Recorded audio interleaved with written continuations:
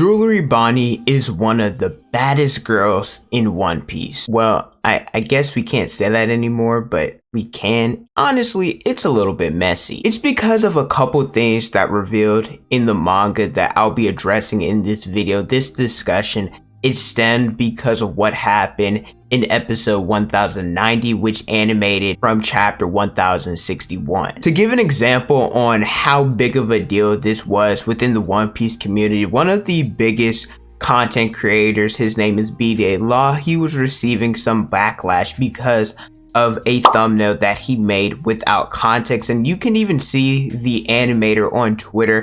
And I'm not going to drop their name because I think they've already received a lot of unnecessary hate, but even they got some backlash from what they mentioned about animating the scenes that Bonney was in. And today I just wanted to give my thoughts on the scene, or whether or not that this is actually a big deal, or if people are blowing it out of proportion. Typically whenever I make my videos, I like to include different things like interviews, manga panels, scenes for the anime, so you guys can connect what I'm talking about, and I'll still do that. However, it'll probably be more reserved, and I'll try my best to blur it out. But if you guys enjoy regular anime content like this, make sure you guys like the video, subscribe to the channel, and hit the notification bell so you guys never miss out on a new video. That way, my name is Potential Unleashed, and let's talk about what happened with Jewelry Bonney in episode 1090. As I mentioned, this stems from episode 1090 as well as chapter 1061. It involves Luffy, his group, plus Bonney. They are drying off after being in the ocean, and as everybody is drying off, this includes Bonney, and there's a little bit of fan service. However, when you look at the anime version, they added a lot more than what was drawn in the manga, making sure to put a lot of emphasis on Bonney and her body. Back whenever the supernova were first introduced, we originally thought Bonney was 22 years old, and if you include the time skip, that would mean we were under the assumption that she was actually 24 based off of what Oda said in the SBS. It's based off of an estimation, and typically you see different women, for example Bulma from Dragon Ball, they try and look younger rather than looking older. We thought that if anything, she was hiding her age because she was actually older than what was in the SBS. Fast forward to her reintroduction in Egghead, we saw Zoro cut her out of the warm eddy, and she appeared as a child. Most people, they kind of disregarded it. However, when Saturn and Vegapunk kept mentioning that Bonney was only a child, a lot of people, well, that raised an eyebrow. Looking at the Kuma flashback, we then find out that Bonney, she is actually 12 years old. So the reason why this scene from episode 1090 has gotten a lot of attention is because a lot of people are saying, oh, well, this is sexualizing a 12-year-old girl. I've also seen people now mention different instances in the One Piece series with Shirahoshi, with Rebecca, that they've kind of done the same thing.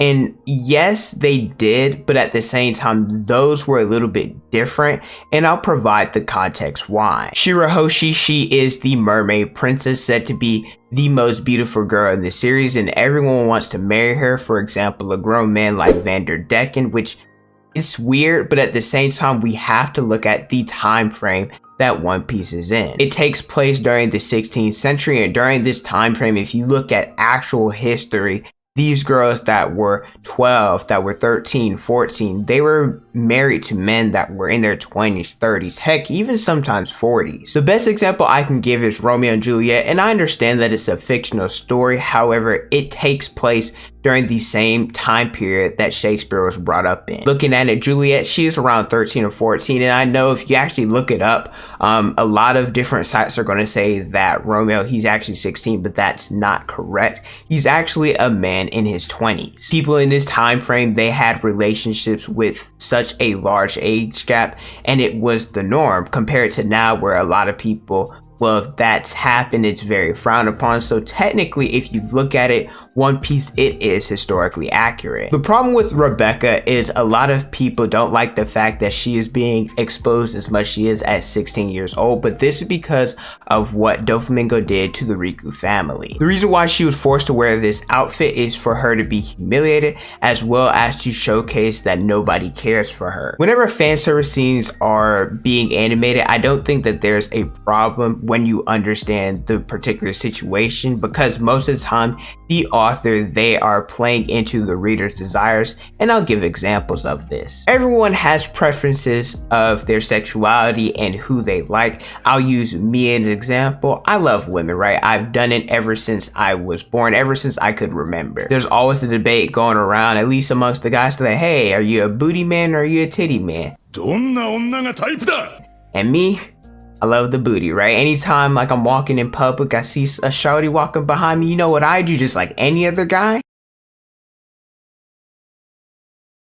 You know, we do the, wait a couple seconds, we take a peek real quick and we keep it moving. I did it when I was in middle school, I did it in high school, I'm doing it in college. What changed? My preferences. When I was in middle school, I would do it to girls that were in my class and older. When I was in high school, I would do it to girls that are in my high school class and older. And when I'm in college, well, I do it to college girls now and older. That's just what guys do. We check out girls. It's just human nature. It's the same thing when you look at both guys and girls in anime. They're interested in each other, so they're going to check each other out. We see different fan service scenes. The guy, how he's checking out the girl and she ends up hitting him and he ends up bleeding and people laugh at that. I think it's funny. There's also high school and middle school related anime. They'll show the guy, they'll show his abs, they'll show his muscles. The girls will show their breasts, show their ass. Like, that's just what they do. Us as readers, we have to realize, especially when it comes to the romance anime side, that these different individuals,